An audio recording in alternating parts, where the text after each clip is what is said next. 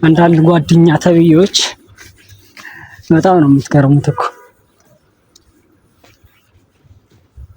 ምን አለ እንደው አንዳንድ ቃል ባትገቡ ራሱ ማለት ነው ዝም ብትሉ እኮ ይሻላል። የሆነ ነገር እናደርጋለን ምናምን ባትሉ ማለት ነው።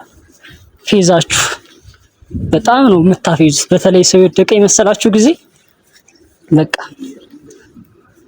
እንደወደቀ ግን አይቀርም መነሳቱ አይቀርም። እንደወደቀ አይቀርም። የሆነ ቀን ይነሳል።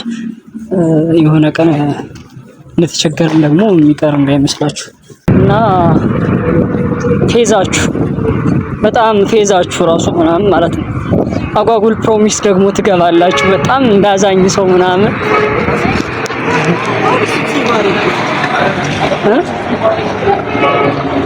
ጻድቅ ልትሆኑ ማለት ነው። ጻድቅ ልትሆኑ አጓጉል ቃል ትገባላችሁ።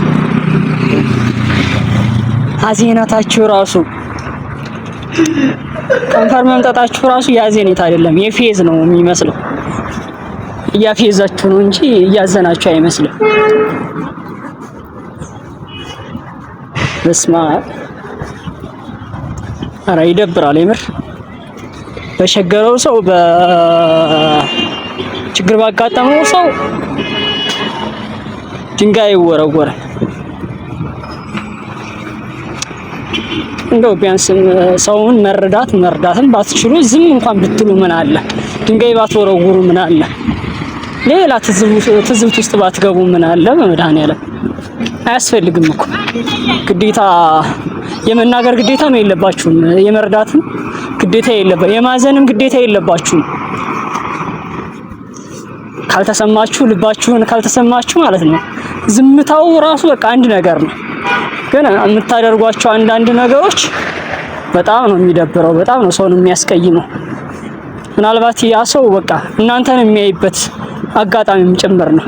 እናንተ ላታስተውሉት ትችላላችሁ፣ ግን በቃ የእናንተን ማንነት የሚገልጽ ነው ያ ነገር። የተደበቀ ያ ሰይጣናዊ ባህሪያችሁ በዛን ሰዓት ነው የሚገለጠው። የአጉል ጻድቅ ስትጫወቱ አጉል ጥሩ ሰው ጓደኛ ስትጫወቱ ኑራችሁ ያን ቀን በቃ ይገለጣል ማለት ነው። ስታስመስሉ እንደነበር ማለት ነው።